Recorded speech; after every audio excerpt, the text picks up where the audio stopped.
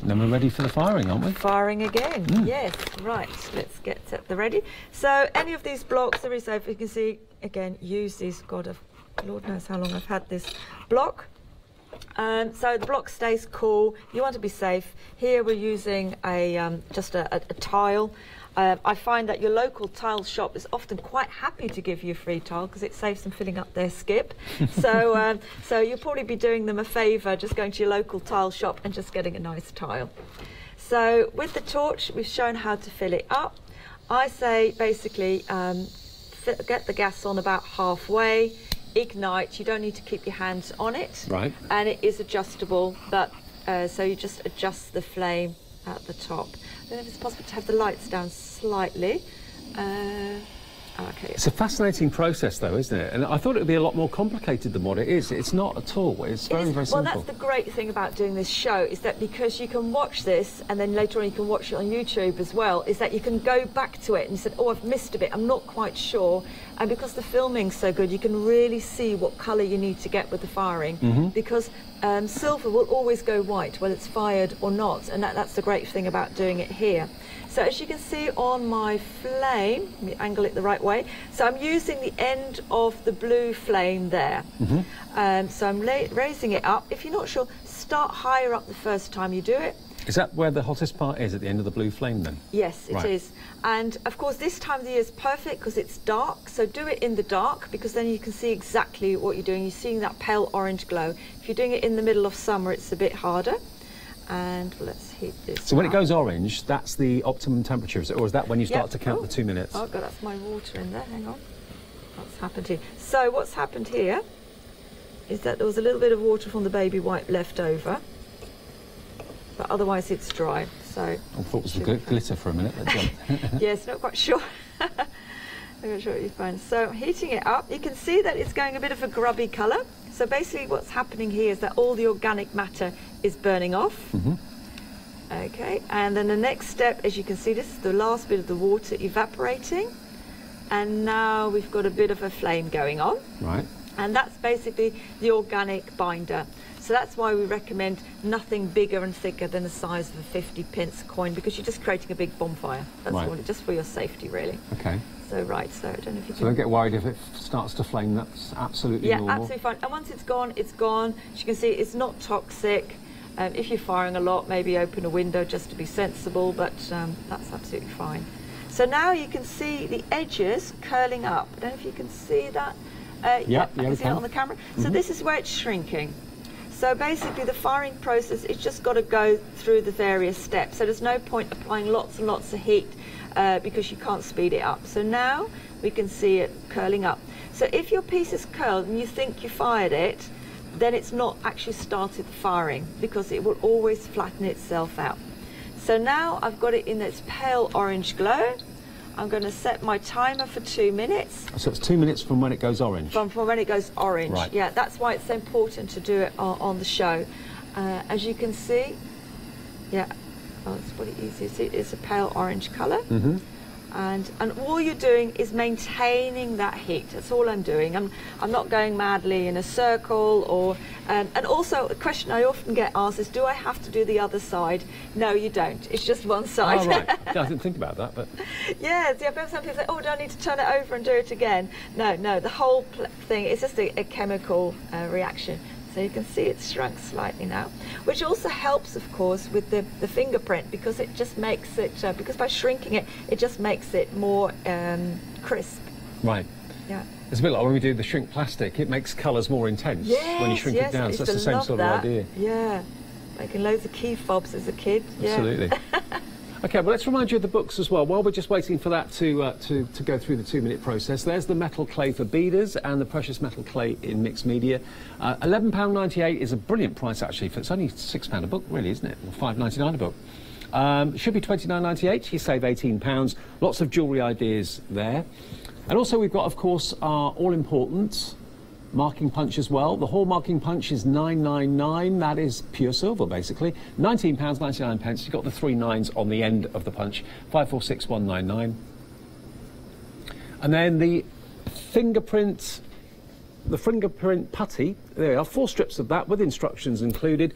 2/3 of the stock of that has now gone as well. The idea is that you've, of course, put your finger into the putty when it's molten. Just put it in boiling water for 2 minutes so that it gets nice and pliable. And you can also send a little bit of this off to people in far-flung parts of the country or the world and get their fingerprints as well. And then you can get it sent back to you and you can make fantastic jewellery from it. Yep, right.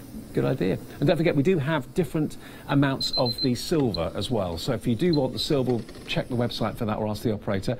This is the creative kit. This has got the textured brass plate, the texture mat, the spacer, roller set and the PMC mat as well. $24.99 is the price for that. Now you heard the beeper go off, so that's our 2 minutes up. Here we go. So right, so here we are. So it's finished firing.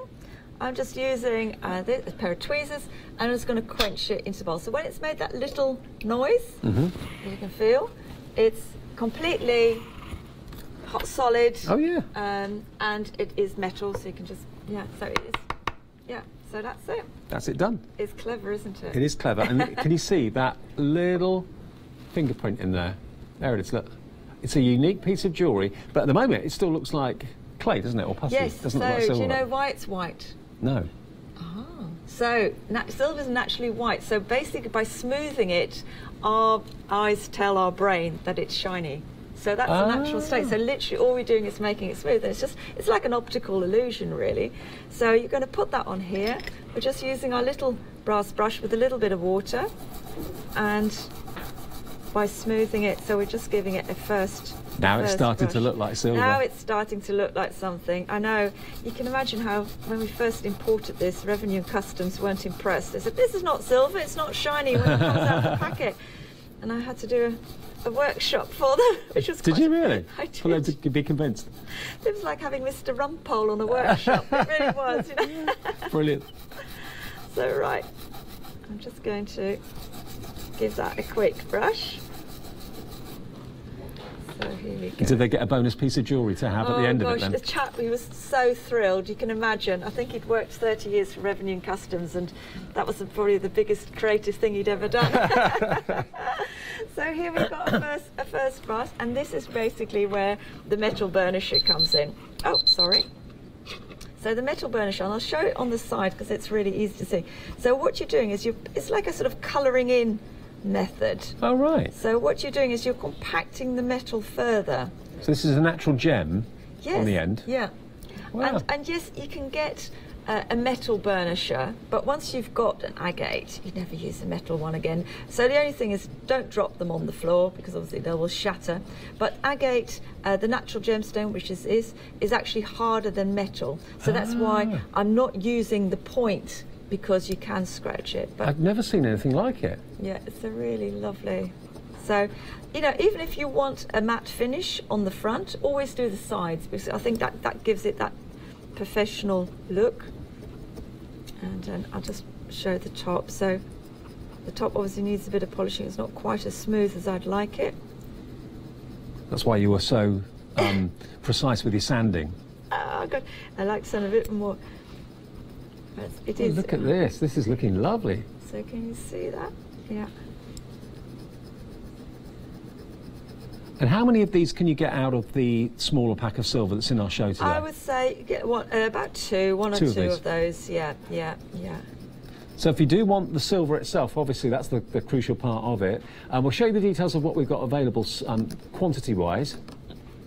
So this is the large one. This is the large 16.7 grams. That's the only one that's available individually, okay? So 16.7 grams of pure 999 silver.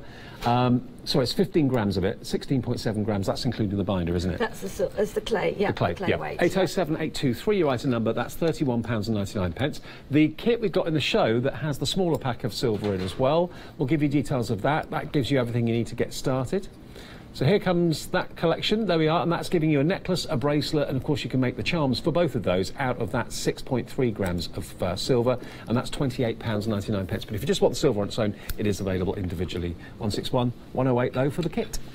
Right, so now we've got this, so we've got this far. Can I hold that to the camera just to show everybody? Absolutely, yes. Now look at this, look at the shine on that. Compared to what it looked like when it still had the white finish, look at the difference on this. And it's nice to leave the actual fingerprint almost matte, isn't it? Yeah, I left it matte, and then what we can do is we can use a little sulphur if we want to raise that. So, and if you don't like it, then you can just burn it off. Again, just heat it up with your torch and it just disappears. And the good thing about the liver of sulphur is that it is an organics thing, so it will neutralise itself as well. So it is safe. I tend to use a small paintbrush or a cotton wool bud to apply it, and then you can just put that in the bin safely as well. Does 999 silver tarnish like sterling silver can do? No, because the thing is there's no alloys in it. What makes it tarnish is the alloys in it. It's like the copper they tend to put into the silver. But PMC can tarnish, but it tends to be mainly because of somebody's perfume or hairspray or body lotion or something like that. It's not actually the silver, it's just the environment. Yeah, right. yeah, okay. yeah. But for instance, some of those pieces there, I don't think I've ever polished. Oh, really? I shouldn't admit that, really, should I? But yes, no, I think that bracelet there at the end has never been done, no, or that necklace, no. That necklace there with the seahorse, no.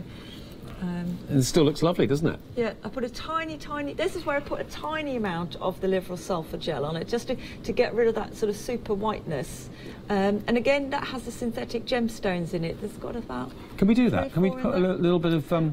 yeah, the liver sulphur gel. Yeah, because if you want to have an aged look or a tarnished, or not a tarnished, but like a verdigris look to something, to give it like that antiqued appearance, this is what you need. Yeah, so we've got some here. And also what happens is sometimes when you do very small babies, they don't actually have much of a fingerprint as such. So let me see if I've got another one that's open. You get 2 pots of this, don't you, in the offer today? Yes, lifetime supply of it. I've never seen this before, actually. Yeah, so it's totally safe, which is very important. Yeah, of course. Have I got my cotton wool bud to hand? No, I don't. I'm just going to use my paintbrush, so don't do this at home. Use a plastic paintbrush. Got plenty of, unfortunately. So, right, I tend to put it into a little bit of water, and then a little bit of the gel, and you just apply that in the area where you want it. So I'm just going to put that in the fingerprint and then see if I can just raise a little bit on the... so it goes on, it looks a little bit like honey. Or... It does, yeah. The longer it stays on, the darker it goes. So I'll just have to leave that for a minute. And how long do you leave that for? I'd leave that, yes, depends on the sort of the heat. A few minutes, I would say. So you've got, like you say, a lifetime supply of the... yes, you do, yes. The tiniest amount is all you need. I know, they can't make the pots any smaller. Let me just see if I can get